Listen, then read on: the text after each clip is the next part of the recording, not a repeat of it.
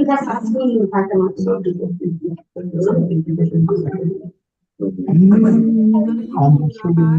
evening, everyone. Evening, Julia. Thank you. Just getting everything in place. Okay, that looks good. And now we have to go back here and click start slideshow. There we go.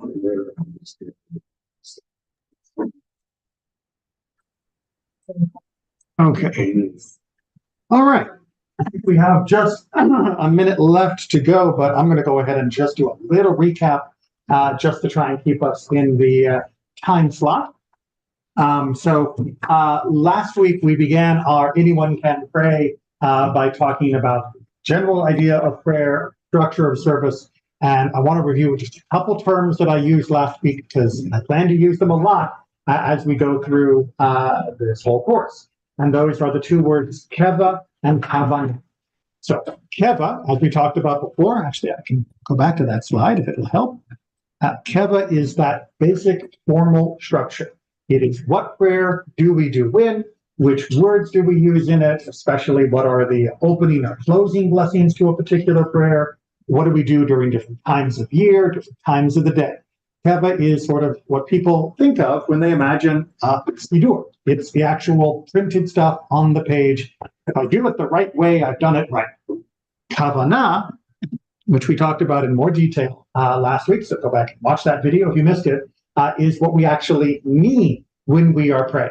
And the two are meant to work together. They are equal. We need keva because without it, we wouldn't know what it was we wanted to say. We would be left to our own devices, standing in front of the Almighty. And probably most of us, at least speaking personally, wouldn't be able to get past a few thank you kind of statements. The keva helps structure that, gives us direction, gives us a framework in which to organize our thoughts and our words. Kavanah, on the other hand, we also need, because without it, keva becomes rote, it becomes mechanical, it becomes, if I've said the right words, I've done the right thing without actual intentionality. And intentionality is critical. Now, that doesn't mean that you always have to hit a home run with that keva. Your spirit doesn't always have to soar off into the heavens, which we'll talk about later tonight, for it to have been a successful prayer service. But recognizing that you need to put something of yourself into it, or at least seek that experience, is essential if it's ever going to happen. And so kavanah as a goal has to be right there alongside keva as our framework. So those are going to come back a lot because we're going to turn to some very familiar prayers, what we call the Amidah, which have a lot of keva. These are some of the most formalized prayers that we have, but also are meant to evoke a great deal of kavanah, a great deal of personal reflection and connection, each one acting very much like a stage, almost an exercise program to help move us along in that direction. So let's talk about the Amidah in general. And I'm trying to make sure I'm both in camera shot, and let's just move that a little bit more so I can wander, because I like to wander. So when we talk about the Amidah, what we are talking about are the prayer services which center around a set of blessings. On a normal weekday, there are 19 total blessings. That's why we call it the Shemona Esrei, which means 18. Yay, Jewish tradition. It was 18 at one point. We added one, and so we still call it 18. But the first three and the final three are always the same. That is one of the biggest elements of keva we've got. We start off with the Avot, which is the blessing that relates to our ancestors. That's the one that I'm sure most of you know in the Shabbat melody. Baruch atah Adonai Eloheinu v'Elohei Avoteinu. Avotenu, of course, being ancestors, well, our ancestors. The short, non-personalized version is just Avot, meaning ancestors. That one is always at the start of every single Amidah. We're going to look at it and talk about why. Followed by the Gevurot, which comes which comes right afterwards, which is literally about God's might. Again, we'll talk about that in more detail. And then that is followed by the Kedusha. If you are praying with a minyan, you want to know more about a minyan, especially a woman's role in a minyan, watch my Wednesday class from today. Earlier today, we talked about that specific topic very briefly, but I gave more resources if you want to look up and get more depth.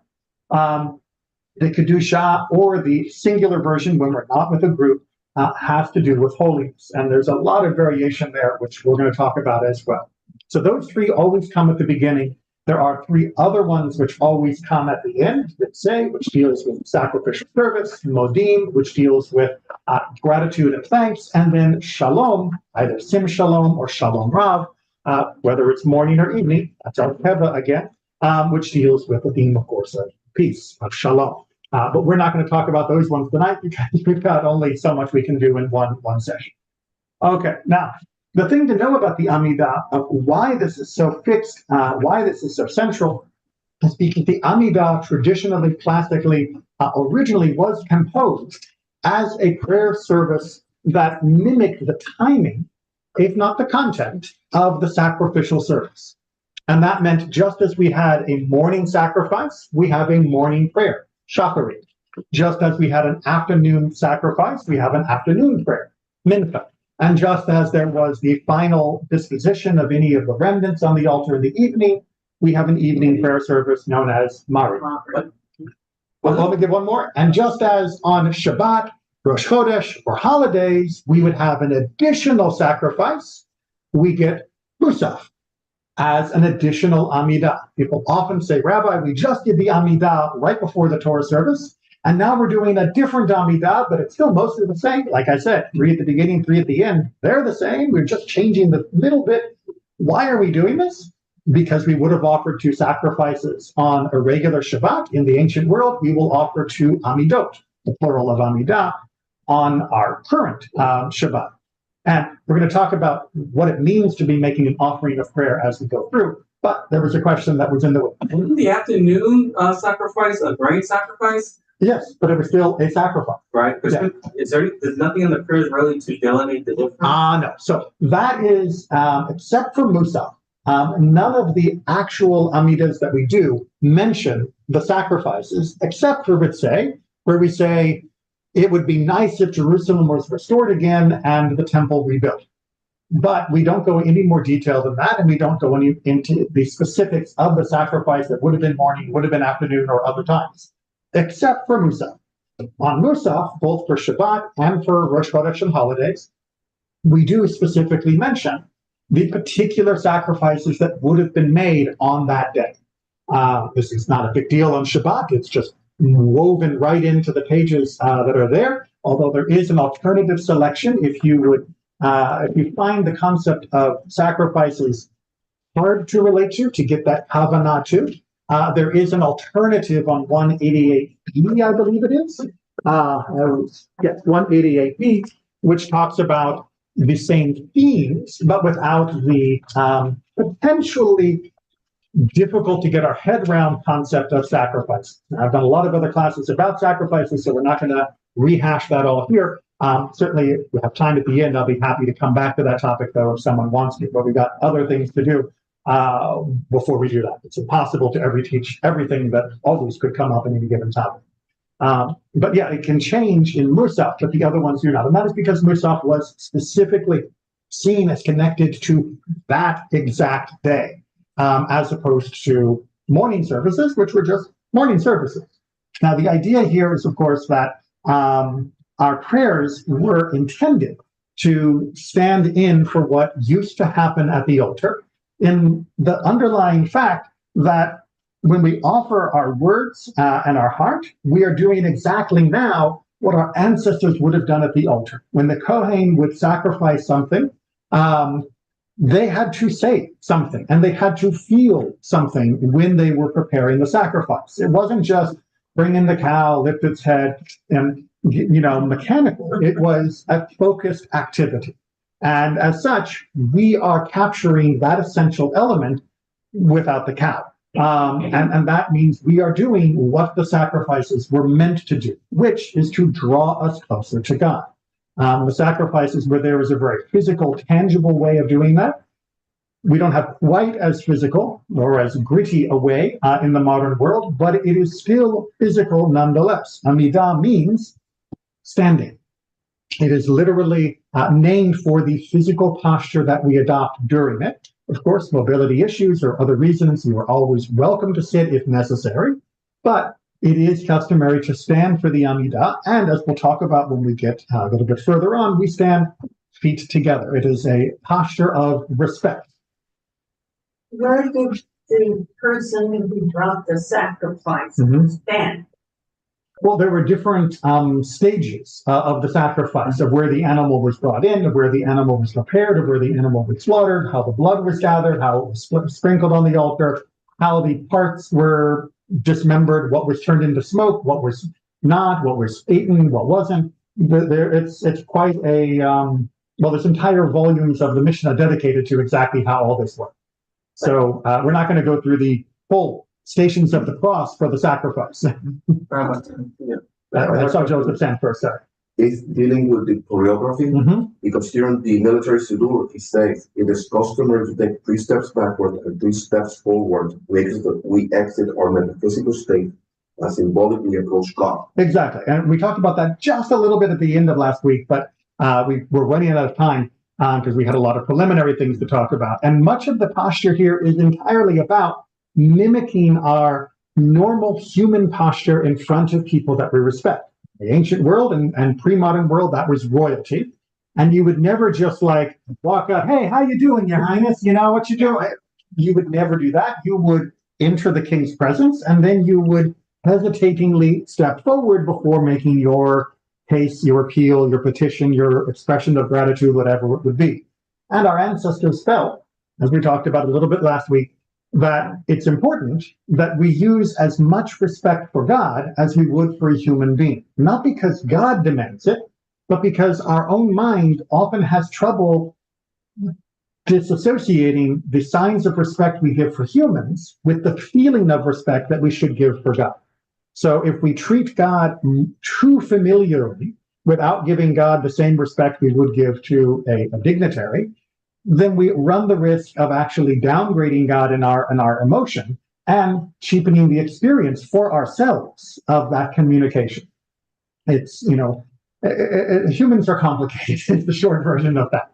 That even though God has no problem with us as we are, and we should never stand on ceremony that would prevent us from entering into conversation, we also should recognize that the better we present ourselves to God in a way that would be similar to how we present ourselves to somebody of flesh and blood, the more powerfully we will feel that experience, because we're humans and we work that.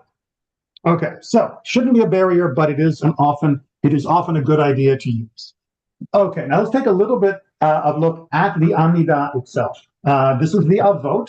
The Avot, like I said, is talking about our ancestors. Now we have the Hebrew on the left, as we use it here at Temple Israel, and we've got the English on the right. As I mentioned last week, but I'll keep saying this for important reasons. The translation that I'm using today is slightly more literal. In order to aid with Kavanah, I want to help people see what the Hebrew actually means in the language that may be more familiar with them. But we have to recognize that Kavanah does not just mean I've memorized the English or a literal translation. It means I have thought about the actual meaning. And the thinking about that meaning will go beyond the literal categories on the page. So, for example, when we're talking about Abraham, Yitzchak, and Yaakov, we don't have to just think in the narrowest concept of who was Abraham. We can think instead of who was Abraham and what was God's relationship with Abraham.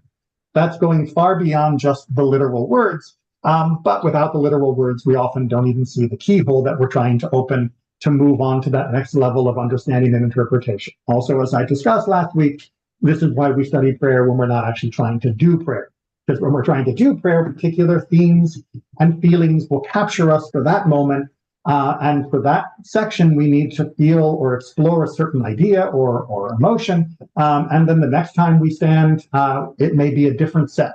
So the more we know, the more options and the more personalized the prayer experience becomes. It's not just about recitation. It's about finding access. And the more we understand, the more points of access we have. Okay, other things you'll notice on this particular page is the little squiggly line. That is in Lev Shalem. We're on page 185, by the way, if you're in Lev Shalem. That is its signal to tell you this is a place where it is customary to bow. It is supposed to be a sideways view, a profile view of somebody standing. So that's their foot at the bottom, that's their head at the top, and I'm not sure if it's supposed to be their hands behind them or their talit. They didn't tell me what the icon really meant, but I know that it means this is where we bow. And just as an FYI, in the conservative movement and most Ashkenazi communities, the customary bow procedure is to go Baruch, to bend the knees, Atah, bend at the waist, the knees go straight, and then up at Adonai. It is considered to be appropriate to be up at Adonai because Adonai, Adonai raises up those who are bent over. So this is another example of how God does not want us groveling, but we often feel like we need to bow in order to show respect. And so we bow to show respect, and then we let God lift us up so that we don't overdo it. That's why we have our prayer posture as it is. A couple other things I want you to know. One, I left in the emotator precisely to tell you why we don't do it. This is a topic that comes up from time to time. In the conservative movement, our new Siddur has both versions, which mentions Avotenu and the Imotenu in brackets. Now, at TI, I have made the rabbinic decree that we will not be using the phrase the Imotenu, which literally means our mothers, the same way Avotenu can be said to literally mean our fathers. Why? Because Avotenu has another meaning as well, which is our ancestors. Hebrew, in its delightful quirkiness, has this strange thing with collective nouns, that if it is dealing with a collective group of people, for example, this room full of students, I would say Talmidim, which is technically, in one way of looking at it, the masculine plural, but it is also, according to actual Hebrew grammar, rather than English mistranslation of Hebrew grammar, a collective non-gendered noun. So when I say Talmidim, it does not mean only the boys. It means the people that are currently studying. In English, we call that the students. Unfortunately, Hebrew does not have a lot of completely gender-neutral words, so it has its quirk of using the collective, plural, masculine form to mean a collective mixed group as well. Now, why not just add in the word the Imotenu and make it clear that we're talking about all of our ancestors, both men and women? Because if you do that in one place, you have to do that in every place. And more importantly, while we might be able to update certain parts of the Amidah or other prayers to reflect that, we do not get the option of updating the Torah to do that. And this idea here that we are Eloheinu, Elohei Avotenu, that this is our God and the God of our ancestors, this is actually referring to the scene of Moses at the burning bush. And God often introduces himself as Elohei Avotenu, not our ancestors, but your ancestors. And if we become accustomed to imagining that without the Imotenu, we're still talking about only men, then we would wrongly believe the Torah to be more emphasizing men than the Torah itself actually is. So, as strange as it seems, leaving out the specific mention of the Imotenu actually retains the more pluralistic, egalitarian view that the Torah itself was striving for. But I know that's hard in an English-speaking audience because we have our own quirkiness when it comes to things that have gendered names. Now, we can go over that another time, but I wanted to get that out of the way just to explain. Everybody keeping up with me so far? I know I talk fast. Remember, you can watch it on YouTube. You can actually change the speed, slow me down, or speed me up if you've heard this before. All right, so let's go ahead and work our way through the Avot of what it's actually trying to say to us. So you'll notice we begin as all of our blessings do, Baruch Atah Adonai. Sometimes you'll see this written as the Yud He Vav He, the full 4 letters of God's name. Sometimes you'll see it written with 2 yuds. Sometimes you'll see it with a He apostrophe, which is short for Hashem, which means the name. In all cases, it's referring to the same thing. Blessed are you, Adonai, Eloheinu v'Elohei Avotenu. You are our God and the God of our ancestors. Very importantly for the Havana, we are mentioning ourselves and our relationship with God first. Although this is titled Avot, our ancestors, we actually begin by referencing our relationship with God, this generation right here, right now. And then we clarify for ourselves what that relationship is. And our relationship is the same, yet different, because we are each unique and each generation is unique, is the same and different as the relationship that our ancestors had with God. And how do we know that it can be both the same and yet different? We then list the people who have had the same yet different relationship with God.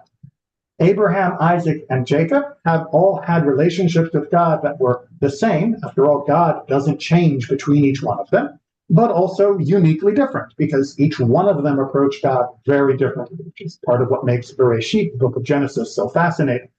And then in the conservative movement, in many congregations, we also include the list of the matriarchs, the women as well, Sarah, Rebecca, Rachel, and Leah, in the traditional order in which they are usually listed, because we want to explicitly remind people that, honestly, when we said Avotenu, we don't mean only the dudes. That was never the intent. Now, if that's the case, then why don't we, like some other prayer books, namely in the Reform movement, put couples together? Why not say Elohei Avraham v'Sarah, Elohei Yitzchak v'Rivka, and so on? Well, because this line, Elohei Avraham, Elohei Yitzchak, Elohei Yaakov, is a quote that is taken verbatim out of the Torah from the scene of the burning bush. And like we talked about before, and we'll keep talking about again, much of the prayers are based upon actual quotes from the Torah and the rest of Tanakh, the rest of the Bible, from the Psalms, the prophets, and other places. And traditionally, we don't like to mess up quotes. So the order has been kept in that way so that we can see it. And again, recognize that the original intent had nothing to do with the gender of anybody involved here. It had to do with the plurality of relationship that each person could have with the same God that we are also reaching out to. Yeah, it also emphasizes the previous point that each had different relationships with God in there. Absolutely, and very and uniquely. And Sarah's relationship to God was not just because she was Abraham's wife, right? She had her own relationship with God, and that needs to be recognized, and that she's not merely Abraham's, other half, as colloquially put. Then we continue to say, okay, so what is this God? Ha'el, Hagadol, Hagibor, V'Hanorah. Another quote. This is God that is great, powerful, and awesome. Norah is the one that gets everybody confused because Norah comes from the Hebrew word yira, same root, which means fearsome causing, terrifying. It is the sense of fear that comes from encountering something that is undeniably more than us. It is the standing at the edge of the raging sea. It is standing at the edge of the Grand Canyon. It is standing at the edge of a high mountain peak. It can also be standing in the middle of a stadium and hearing 100,000 people cheering for your favorite team, or booing when they miss the goal. It is that feeling that you are being almost swallowed by something that is larger than you. But of course, we're going to quickly go on to remind ourselves that what we are connecting to may be awesome in a slightly terrifying way, but it is nonetheless not something that should create legitimate, fear in the way that we might be afraid of a tiger. Right? It's not a dangerous fear. It is simply an overpowering sense of something great that we often have trouble connecting to and understanding in a healthy way. The Amidah is trying to get us there in a healthy way. All of Judaism, really. And then that culminates with one of God's other titles, El Elyon, God on high. But what is it that we want to say about God? Well, we don't start off with God's might. Remember, that's blessing number 2, the Gevurot. Instead, we talk about God's qualities. Gomel chasadim tovim v'konei hakol. God is somebody who deals in fidelity and goodness and who possesses all. This means that God is the owner, if you will, of the entire universe. I'm going to just do a little deviation here on this word chasidim. Oftentimes you'll see that translated as loving kindness. perfectly fine translation, a very good attempt in 20th century English to capture it. Here I've translated it as fidelity because this is a word that throughout Jewish history and in different passages can move in exactly what it's trying to say. Usually it means loving kindness, and that's perfectly fine, meaning that, whether we are showing chesed to someone, like our gan chesed, our garden of kindness, it can usually just mean kindness that you do because you love somebody and your heart is moved. But chesed can also mean loyalty. It can also mean faithfulness in the sense that it's reliable or dependable, which usually is attributable to the emotional state of love and kindness. But sometimes the fidelity, the faithfulness might be more emphasized than the loving kindness. And here, really at this point, we are hitting that faithfulness aspect, that God has been there for our ancestors, and God is still here with us. Certainly that is due to what we would call kindness or love, but it is the longevity of God's relationship with us and our people that is being emphasized in this particular prayer. In other prayers, we might be emphasizing more the content of love or kindness, but that was my translation choice for this particular passage. V'zocher haste avot, and you remembered, here's why I really had to say it, the fidelity of our ancestors, because it is a two-way street. That just as God has been loyal and faithful to us, so too our ancestors have been loyal and faithful to God. It wouldn't make much sense to say that we were just kind to God, because what kindness do we get to show God? We're not in a place to help God out when he's down on his luck. That doesn't really come up very much. So fidelity in this mutual relationship is really what this particular prayer is going for. And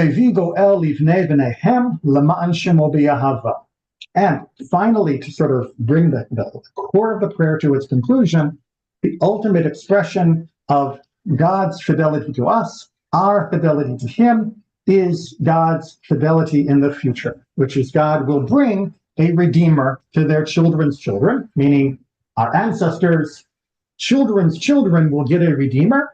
That means Mashiach for the rest of us. That is part of the relationship. Present, Avotenu, our God, Eloheinu, our God, Avotenu, our ancestors' God, and the Redeemer that will come in the future. So it's really hitting the entirety of time. And of course, we're reminding ourselves that the reason why that works is because God is God, past, present, future. God doesn't change. So we'll just wrap up with Lema'an Shemo B'Yahava, and God does this for the sake of his name, lovingly. All right. Try and be brief here. When we talk about Lema'an Shemo, for God's name, we don't mean for God's reputation. That's what it sounds like in English, right? For your own name's sake, do something. That's not what it means. Occasionally it does, but 99% of the time, that's not what the Hebrew means. What it means instead is that because that is what your name means, right? You are God, and being God means that you are eternal, that you are in constant relationship with humanity, and that you are helping the world move towards redemption. That is what Yud He Vav He means. And thus, we have assurance, we have sure knowledge that this is inevitable. It's not up to God's whim of whether or not there will be redemption. It is God's essence, God's nature, God's very existence is predicated on the idea that the world, the universe, will eventually be redeemed.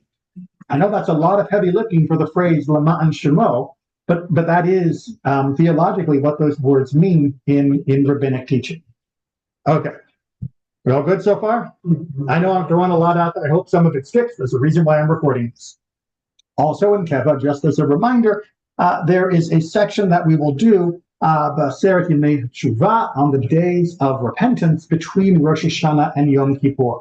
So if you are davening by yourself or if you're leading services, we have to include this additional line, which says, remember us for life, sovereign who desires life, write us in the book of life for your sake, God of life. Pretty obvious why that's emphasized at that time of year. But again, we're not pleading with God to change what's written. we are pleading with ourselves to recognize we have the capacity to change what's written, and thus it can be changed. But that's more theology for High Holidays time. Then we finish off with our epilogue, Melech, Ozer, Ufokeh, Umoshia, Umageh. We're listing off different names of relationships that we have had with God. God as sovereign or king, God as helper, God as tender. Okay, there's a controversy in modern Hebrew about that, but that's the word that is referring back to God's relationship with Sarah, just like the word magain in the next line is referring to the relationship God had with Abraham. It was felt necessary to put in a parallel word so that Sarah too would have a unique expression of her relationship. And poked is the verb that was used when God tends to her and allows her to have Isaac as her child. So that's where that comes. It has a slightly different meaning in modern Hebrew, which is why modern Israelis sometimes bristle at the word, but that's a whole other conversation. And of course, ultimately Savior, a word that you don't see a lot in translation, although it is the best translation for Moshiach. No relationship to Mashiach, they just sound really similar. But we often don't see Savior in Hebrew or in English translation because it sounds way too Christian. But it was our word first. That is the proper English word. Just don't mistake it for being laden with someone else's theology. And then we get to the Fatima, the seal, like a wax seal of each prayer. Baruch Atah Adonai, Magen Avraham, the shield of Abraham, Ufoked Sarah, and the tender of Sarah. Okay, any questions? Okay, let's go ahead and do it in Shabbat style. You are welcome to join with me. I promise I'll be the loudest voice in the room, so you can always take cover under that vocal shadow. And of course, this will be going up on YouTube, so you can also practice it in the privacy of your own home. You can also use the recordings on our website, which were made by Debbie Mighton. And as I mentioned last week, you can also go to siduraudio.com. .org or virtualcantor.org, both of which have amazing archives of liturgical singing. Let's bring this up because my progressives don't work on that. This cedar says guardian of Sarah. Yes, it does. So poked could mean guardian, but usually shomer is a better translation for guardian in Hebrew. But they and I struggled to come up with a good English word for poked. It could more easily be translated, especially in modern Hebrew, as like attendant or functionary to. But that has the wrong power balance between God and Sarah. Because calling God Sarah's attendant puts her a little bit higher, and that's not quite right. So tender for me was the best I could come up with. That still captured that looking after somebody, but looking after from a position of higher status rather than lower status. But that's what guardian was also meant to do there. But yeah, this is why translations were always hard. Even the original Hebrew is hard as the Hebrew language continues to change the feeling, the shape of words over generations. In modern Hebrew, it means command, right? Okay? Yeah. It can. It can mean like to someone who is giving orders kind of thing. But yeah, it's like I said, modern Hebrew has a different emphasis on the word, which is why modern Israelis generally don't like that word here, because they're reading it in their version the same way that if we put in the wrong English word, even if it was a, quote, good translation, it might not feel right to a modern English speaker. Languages are hard. Baruch atah Adonai, Eloheinu, Elohei Avoteinu, Elohei Abraham, Elohei Yitzchak, Elohei Yaakov, Elohei Sarah, Elohei Rivka, Elohei Rachel, Elohei Leah, Ha'el Hagadol, Hagibor, Ha'anora, Elyon, Gomel Hasadim Tovim, Vekonei Hako, V'tomer Haseh Avot, Umevi Goel B'nei Bneihem, Leman Shemo V'yahava, Melech Ozer Poked U'Moshiach U'Magen, Baruch atah Adonai, Magen Avraham, Ufoked Sarah. And you're already probably going into the next line. It was very, very natural to want to move to the next one. The melody was composed to make it easy to move to the next one, but we're going to talk about the next one before we get there. All right, just as a quick reminder, these are some of the things that we talked about already, so we're not going to go over them in detail. Sort of the short version is God is a stalwart defender for us, for our sake, and for those that came before us. That is much of what Avot is trying to get across to us. Then that is important because it's going to be coupled with the next prayer. And the next prayer is Gevurot, and it talks about God's strength. So we establish first that God is with us, and then we remind ourselves of God's strength. That is the, in my mind, correct way to do it. If we focus on God's strength first, then we're really flattering a tyrant rather than recognizing the relationship. And as such, the order of the prayers was designed in this way. Yes, Jean? So we don't stand because we're not in front of the phone. Well, we don't stand right now because this is what we call L'Shem Chinuch, for the purposes of education. And just like if we were practicing an aliyah for a Torah reading or doing something else that we would normally do in a more formal or ritualized way, when we study, we do not have to do that because we are not doing it as part of the commandment or as part of the mitzvah or as part of the community ritual. We're doing it for the purposes of education. And for the purposes of education, we get lots of leeway. There is a general rule in Judaism that we don't make blessings at all that are not appropriate. It's what's called a bracha levatala, a nullified or wasted blessing. So, for example, you wouldn't just walk down the street humming one of these blessings to yourself.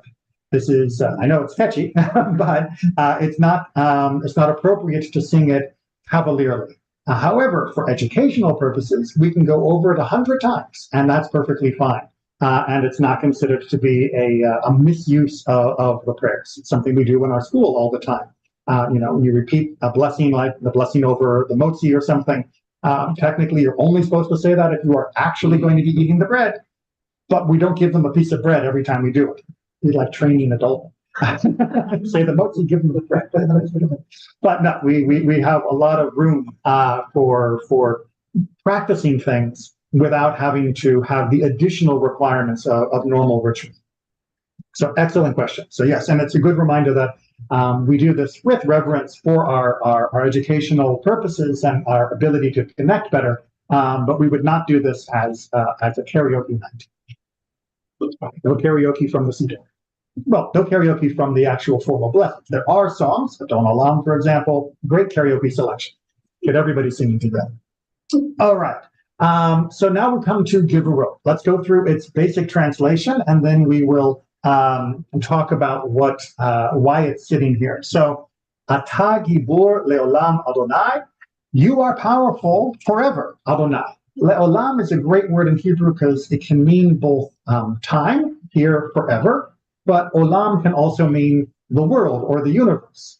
So when we say Melech HaOlam, we are simultaneously saying God is the king of the universe, but we're also saying God is the king of eternity, which I think is very neat and explains why Einstein was a Jew, because space and time naturally fit together in his mind.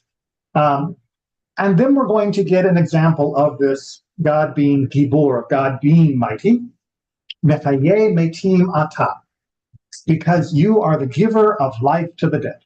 Now, this is something that requires a whole other class or series of classes in and of itself of what is the Jewish belief about the life after death, and particularly about bodily resurrection of those who have already died.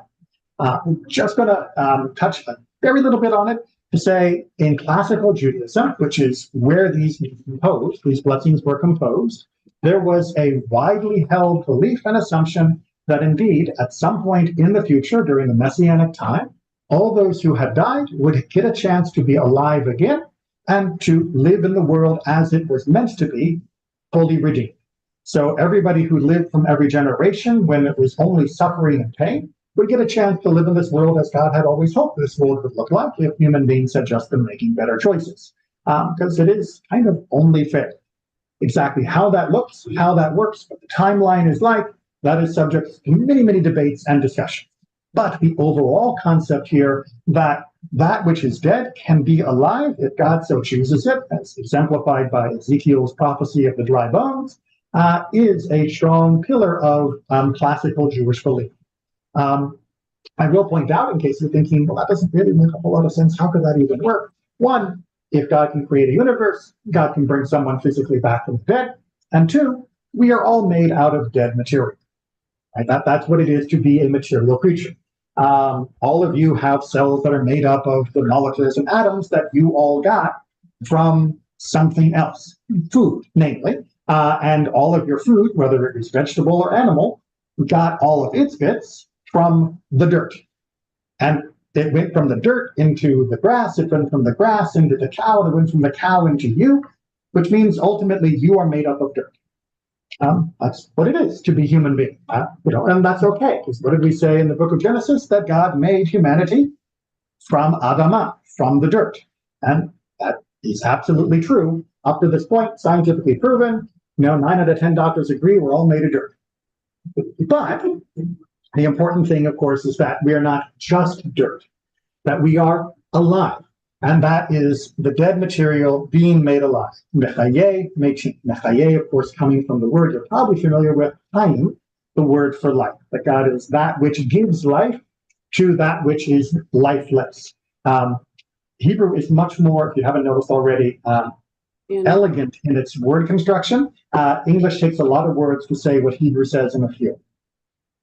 Okay, the Reform took that out. Yes, the Reform movement originally took out Mechaye Metim because it was considered to be not modern.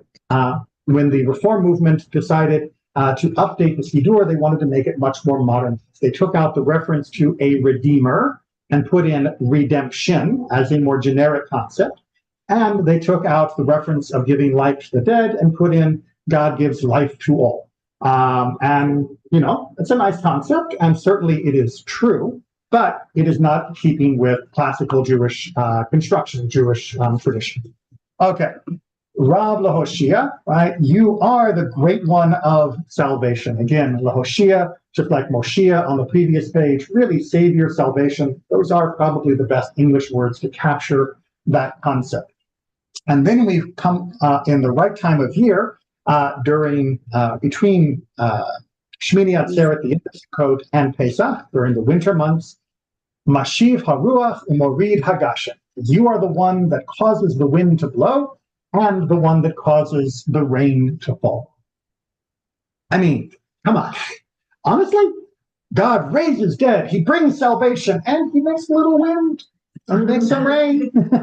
I mean, yeah, Frisco Kid, yeah, sometimes just like that he'll make it rain, but it sounds a little paltry, right? But no, we can come over here to the Talmud quote that I brought. The might of the rains is equivalent to the resurrection of the dead, as rain revives new life in the plant world. That in fact, this is not only absolutely essential for life, that the continuing rain cycle was critical, but it is for the resurrection of the dead. Every winter we see the dead soil come to life again and produce more things that will keep us alive. And were there not rain, preparing the live stream, we would all be in real trouble. Well, the technology will sort itself out. Okay, but that is only recited during the winter months in the Ashkenazic tradition. And the Sephardic tradition, they put in a special line about dew, D-E-W, for the remainder of the year. But that is only if you live in Israel or if you're from a Sephardic culture. Whole other conversation. Then we get into the part that everybody knows for Song 4, Mechalkel Chayim Bechesed, sustainer of life, again with fidelity. Mechaye Metim Barachamim Rabim, we're really talking about this a lot. Giver of life to the dead with great compassion. Somech Noflim, and here are other examples of God's power. Supporter of the fallen, Berofei Cholim, healer of the sick, Umatir Asurim, liberator of the bound, which we all are very much aware of as we continue to pray for the hostages. Umekayem Emunato Lishinei Afa. We bring it back full circle. God is the one who keeps his faith with the sleepers in the dusk, meaning the dead. And then we get, so that's sort of the part of the prayer where we hit the main themes of it, and then we begin the roll up towards the end. Sorry. But one thing I wanted to point out is you'll notice that in this list of God's mighty deeds, we don't get like shatter the mountains. We don't get, crush the armies of our foes. The list of things that God does that we are listing as symbols of God's might are meant to be things that we can appreciate and that we have experience of. That everybody has seen someone who was sick that got better. We have seen people who were fallen that have been lifted up again. We are supposed to see God's strength not only in the shattering of mountains, but also just in the normal working of human life. That God's power and might is not only written with, the best screenwriters of Hollywood, but it is also written in the small diaries of each and every person. So the examples are there to help put us in that correct mindset, lest we forget and think that God only operates on the grand stage away from the rest of us. And then, like I said, it inspires us to then say rhetorically, Mi chamocha ba'al Gevurot, and yes, that should sound very familiar from the Mi chamocha, which is found in the book of Exodus when we are witnessing the mighty parting of the sea. Umi domelach, and who is similar to you. Melech memit mechayek, because you are indeed the sovereign who brings life to the death, or who brings death and life, better translation. It's interesting. It flips them, yes.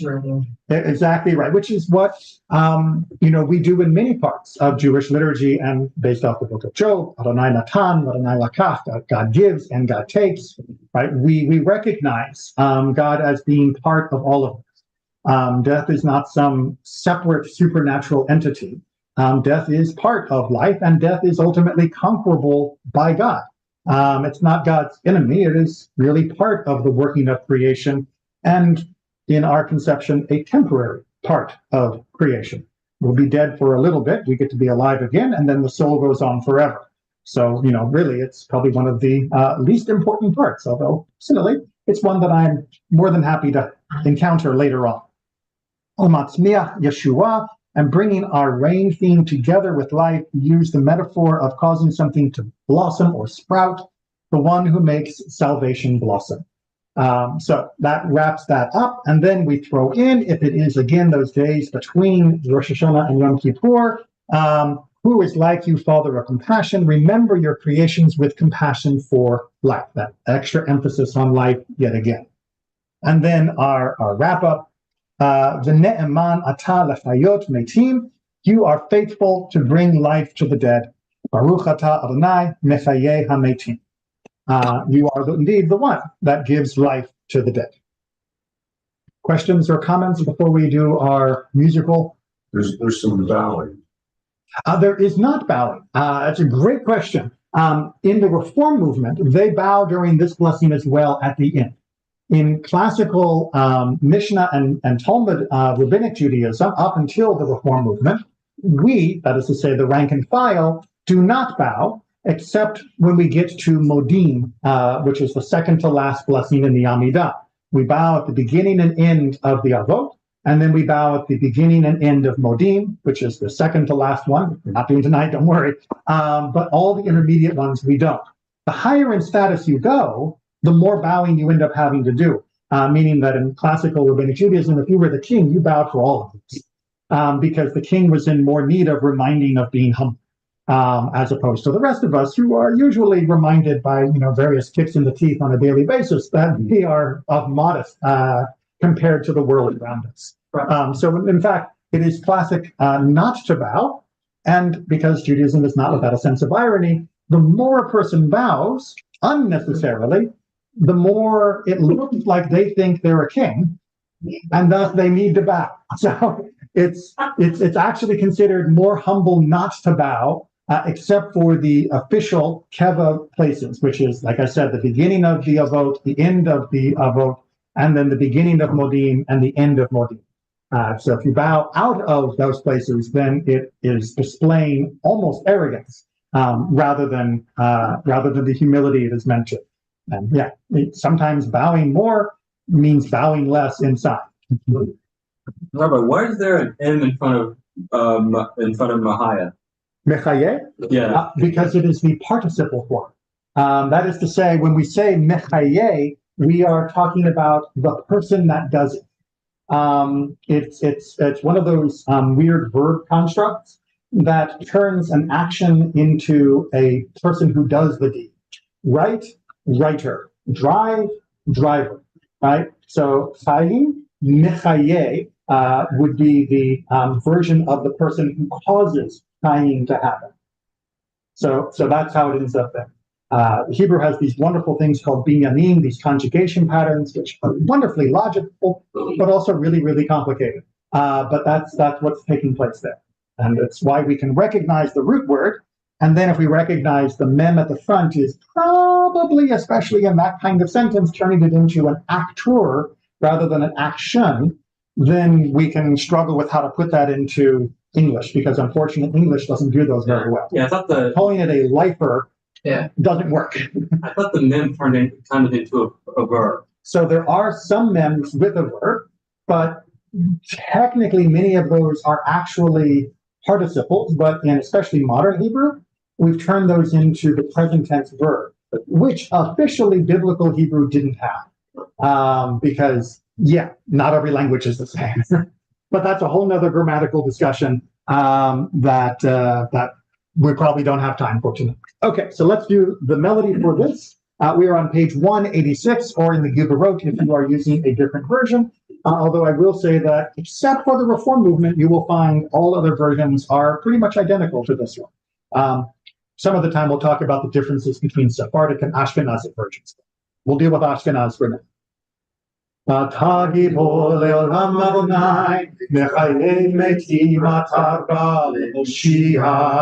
if it were the winter, Mashiv Haruah, Umorid Hagashem, Mechapel Haim Bechesed, Nechaye Meitim Berachamim Rabim, Somer Noflim Berofei Olim, Umatir Asurim, Umekayem Emunato, Lishenei Afar, Mihamocha Ba'al Gevurot, Umidom Elav, Melech Memi, Umechaye, Umatir Yeshua, B'ne'eman natal ha'chayot meti, Baruch atah Adonai, Mechaye Alevi.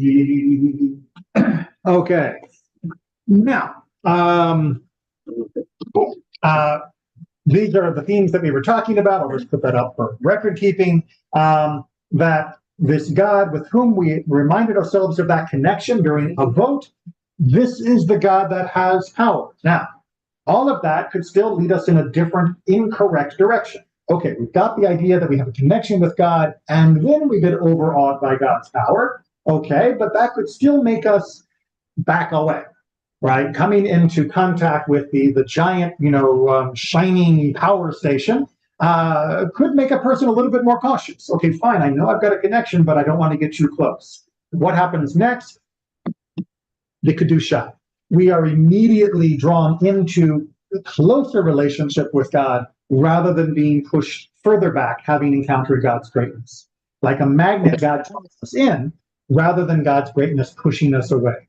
And that is a choice for our ancestors as they composed these prayers. We could have been told over and over again, you're not worthy to draw close to God, leave it to the Kohanim, leave it to the priests, who do you think you are?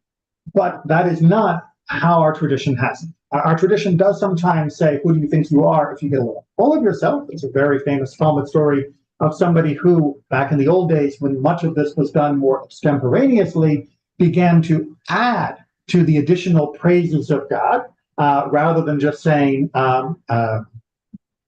pointed out, it's easier that way, rather than just saying, Gadol Hagibor V'Hanorah, he began to list additional adjectives of God's greatness. And when he stopped, the rabbis who were very critical of him at that point said, so nu, have you done enough then? Right? Is that sufficient? Do you think we only say these three because those are the only things that apply to God? We only say these three because they're a quote. and because they are succinct and they do summarize God. But if we actually want to get into let's describe God contest, you have not done a good job. So in fact, you're being arrogant by overly praising God because you're acting as though you could praise God enough. But like we learned about the Kaddish last week, there is no such thing as sufficient words in the human world to possibly actually capture God. So we use the keva to limit ourselves, partly so that we don't get carried away, and often getting carried away ends up to its own personal arrogance, rather than the true humility that we would think that somebody who is so praiseworthy of God, oftentimes that's very performative, and we really do want to avoid that. Did I see a flicker of a hand? Okay. All right, so let's talk about the Kedusha before we look at it. So Kedusha is literally holiness. We're on page 187 for the Musaf version. And it's saying a number of remarkable things. One, it's saying that we have access to holiness through God. But that's not a given. I know, looking around the room, no one looks confused. That's because you were all exposed to Judaism and you accept this as a given. But it doesn't have to be. I mean, like I said, God is transcendent. There's no reason that we should be even able to come close to that, let alone touch it in some way spiritually. And yet Judaism says we can't.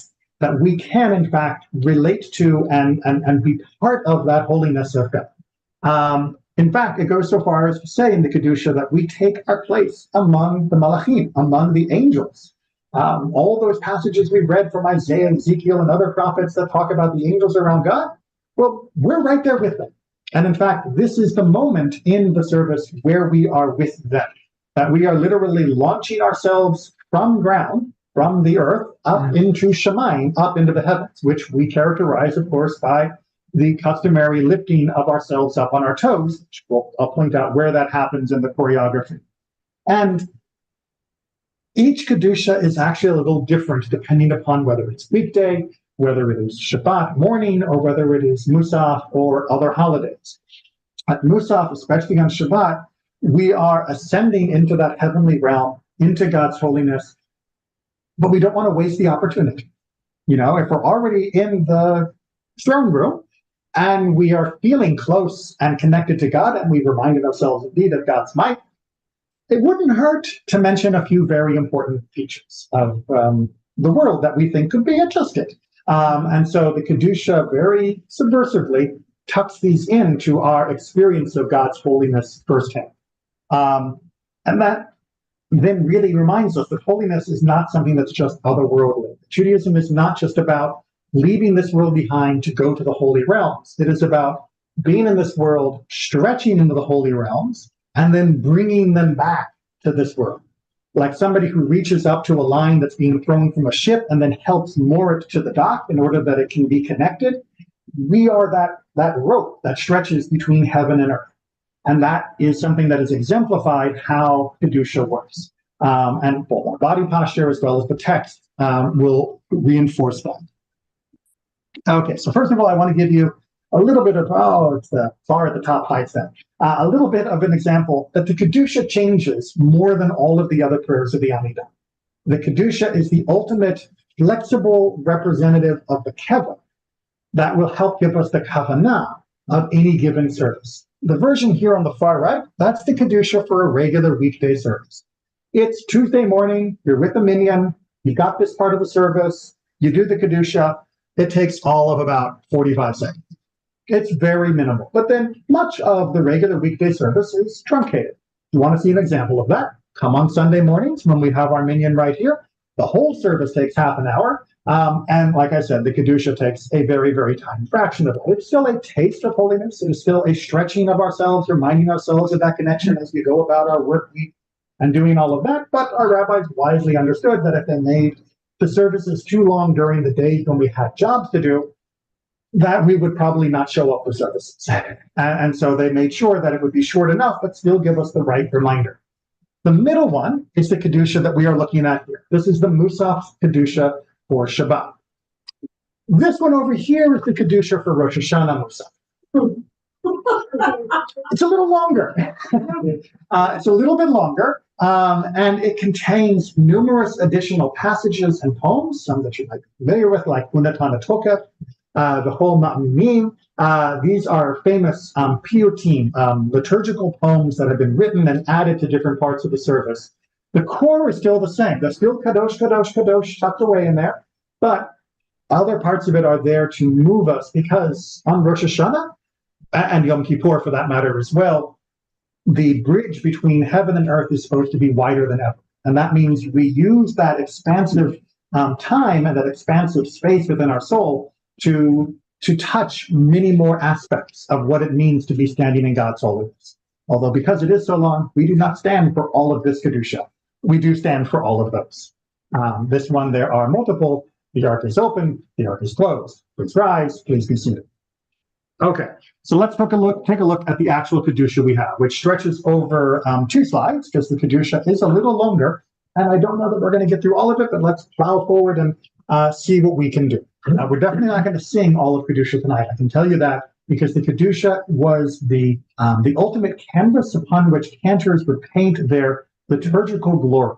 And that meant that numerous different melodies and styles of singing can apply to all the different sections of the Kedusha, which is why it's often like a smorgasbord of different songs and melody types. Technically, you can do the whole of Kedusha in Nusach, which we'll talk about in much more detail next week. Which is just like a simple chant. But the general trend is not to just chant it, but to embellish it with more music. Because Judaism believes that music helps access parts of our soul that we can't quite get with just prose. But let's go through and talk about what it actually is saying. Na'aritzecha v'nakdishecha. We reverify. I'm sorry, I couldn't come up with a good English word, but just saying revere isn't enough, because to revere is I revere you, but reverify, na'aritzecha, is we cause you to be revered. But again, English doesn't do that causative form, well, hardly at all. But Hebrew does it all the time. It's got a whole conjugational pattern for that alone. So we are causing you to be revered. It's not just that we revere you, our actions are causing you to be revered in the world. And of course, for you to be sanctified. And this is one of the trickiest aspects of the Kedusha. We are simultaneously proclaiming that God is holy, and through our proclamation of God's holiness, we are making God holy. Now, how can you make God holy? Isn't that bringing like coal to Newcastle? We can't make God holier than God is. No, but we can make God be recognized as holy more than God currently is. That while God is, if the world doesn't recognize that, if the world cannot perceive that, if the world doesn't feel that, then there is something missing.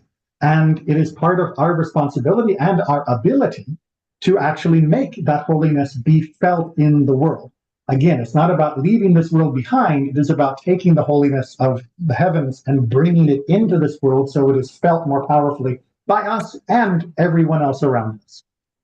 Kisod Siach Sarfe Kodesh, and this is where I found translation in Lev Shalem was really lacking, because it's meant to be doing much more than it is. As the assembly of the holy seraphim, a seraph is one of the highest levels of angels in the hierarchy of angels. Hamakvishim Shimcha Bakodesh, who are those that sanctify your name in holiness. Okay, so what are we saying in this first 3 lines? We are doing the same job that the angels do. Right? Yes, there are angels that surround God that are saying, well, Kadosh, Kadosh, Kadosh, from the prophet Isaiah. We are doing that same job. I know that people have said we are, lower than angels. Nuh-uh, we're higher. We're higher than angels because not only are we doing their job, we're choosing to do their job, whereas they're pre-programmed automatons. And that is an incredibly audacious statement to be making. Other people would say, oh, well, the angels get mad. The angels don't have an option of getting mad because we're doing what God wants us to do. We are rising up from this world, reaching into the heavens and pulling it down. And our job right now, at this moment in the service, is to be part of that heavenly chorus that proclaims God's holiness. Take that experience then and bring it to this world when we descend, if you will, and make that part of our lives and thus the world around us. Yeah. Does this part of the prayer, does it have like a mystical influence? So mystical or non-mystical is a false dichotomy. Those are not two opposite things in this discussion. This isn't, mystical means to bypass the normal realm of experience. This is meant to be normal. This is not meant to be secret. This is not meant to be hidden. This is meant to be lived and experienced on a day-to-day basis. Not quite as long, like I showed you, the weekday version is much, much shorter. And even in private, when we simply use the two-line version of the Kedusha, it is meant to be a regular thing, but not a mundane thing. So it is spiritual, it is powerful, but I don't think that mystical quite captures it, because mystical often means it's reserved in a special box. This was meant to be completely unreserved. In fact, doing the Kedusha right means that you have put as much of yourself into it, and that you feel comfortable enough standing in front of God, El Elyon, God on high, and mighty as God is, that you feel comfortable actually expressing yourself in this way. And of course, that is what makes it such a perfect beginning to the rest of the Amidah, which is more of our private relationship and conversation with God. That we go through these three steps of Avot, Gevurot, and Kedusha before entering into the rest of our prayer. We have really opened ourselves up, perfectly. It is the most beautiful warm-up you can imagine. All right, let's get all the words down at least, and we'll save the singing for another time. How do we know that's what angels do? Hakatuv al yad neviecha, because it was written down by your prophet, in this case Isaiah. Kekara ze el ze ve'amar. This one called this one and said. This is part of Isaiah's vision, that God is surrounded by these angels, and each one of them is calling out, and the others are responding. And yes, that does mean the angels do responsive readings. That's what's happening here. We didn't invent it. The angels do it too. Kadosh, Kadosh, Kadosh, Adonai Tzivot. Holy, holy, holy is Adonai of hosts. Hosts here does not mean inviting people over to your house, although that is a mitzvah. Host here is the older English word for a large army or legion. And this is representing that among all of the mighty that is in the world, God is above all of that. Like you can see, a huge army, and somewhere there's a general that's in control of that army. That general gets an awful lot of our respect because there's a whole army. Well, God's got the entirety of the universe. That's an even bigger host. That's an even bigger legion than any humans ever control. Melo ha'aretz kevodo. Because indeed, the whole world is filled with his glory. And I'll remind you again, like I mentioned last week, I'm only using the gender-inflected his for God, because it makes it easier for people to follow along with learning the particulars of the Hebrew. But of course, God has no gender, and don't let yourself be fooled by the overly gendered English. The Hebrew was not intended to be understood that way. Right? So that's the whole section here is what Isaiah experienced, and now we are experiencing it, but we're not experiencing it as an observer like Isaiah. We are participating in it as though we were the angel. And it is customary then that we act like an angel, which means as we've kept our feet together for all of the Amidah until the very end, when we say Kadosh, Kadosh, Kadosh, it is customary to go up. And thus we are keeping our feet together, because angels only have 1 foot, check Ezekiel, and we are flying, right? We are lifting ourselves up into the heavenly realm. Now, is heaven closer to me when I'm on my toes? No, because heaven is not a physical location. Right? If heaven were a physical location, then our prayers would be better if we were on Mount Everest than when we were in the Dead Sea. But that's not the case. However, we're humans, and humans are complicated, and we all feel that there is something special up compared to not up. And as such, when we go up, it does put our mind in a different state of focus. So going up during the Kedusha may not be getting us closer to heaven physically, but it will be moving us psychologically in a way that might get us closer to heaven spiritually. So, Meshartav Shoalim Delazeh, and his attendants, the ones that are in attendance of God, this is another term for angels, Shoalim Delazeh, they ask this one to that one. They are, like, again, responsive, calling one to the other. Aye mekom kivodo. Where is the place of his glory? It's basically a rhetorical question, because, of course, Le'umatam Baruch Yomeru, the other responds in blessedness, Baruch Kevod Adonai Min Kombo, because God should be praised, or God is blessed, for his glory is in his place. Now, in his place seems almost like dull, right? But mimkomo doesn't just mean his place, like, his address. It means, of course, that everywhere that God is, that is where God's glory can be seen. That is where God's Avot can be. Also, our ancestors chose this particular formulation because makom has another meaning in rabbinic Hebrew, which is it is a substitute for Beit HaMikdash, for the Temple of Jerusalem. So it is also a reminder of God's presence in Jerusalem.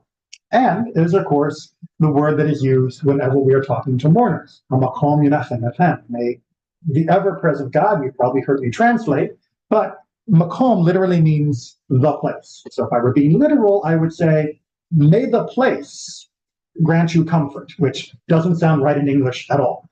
So hence the ever-present God, substitute for what makom is trying to capture. Right. Min komo hu yifen barachamim. From his place, he will turn with compassion. Ve'achon am hamyachadim shemo. And he will be gracious to the nation that singularizes his name or proclaims the oneness of his name. And of course, what do we mean by that? Well, we mean by the recitation of the Shema. So we go from this heavenly experience to them saying, yeah, and even though God is all that, God is still turning towards us. And what is that linkage between us and God that is most familiar, most the touchstone of Judaism? The Shema. And it's going to get spelled out in more detail. Because what do we do? Erev vavoker, in the evening and in the night. Again, it's a quote. We're going in the order of evening and night, or evening and day as is standard in Jewish directions. Bechol yom tamid, every day, always. Pa'amayim b'yahava. We do this twice. We do it lovingly. We say Shema only. We say the Shema. Here, Shema is being used as like the title of the utterance, and then we do it. Shema Yisrael, Adonai Eloheinu, Adonai Ech. Hear, O Israel, Adonai is our God, Adonai is one. And that is emphasizing the essence of our nation as having this unique relationship with God that is exemplified through our appreciation of God's uniqueness, of God's oneness. And that then leads us into the second half of the Kedusha, which we do not have time for, because I've already gone 10 minutes past. So we're going to have to wrap it up there. Sorry, I went over. I try to keep to my time, but sometimes I get carried away. So we'll call it there. But if you have questions, I'm happy to stick around, but I don't want anyone to feel guilty if they need to leave. Any questions that people think might go well on record, or I can just turn it off and then we can chit chat? Okay, we'll go ahead and turn it off then. If I can find the right button. Come on.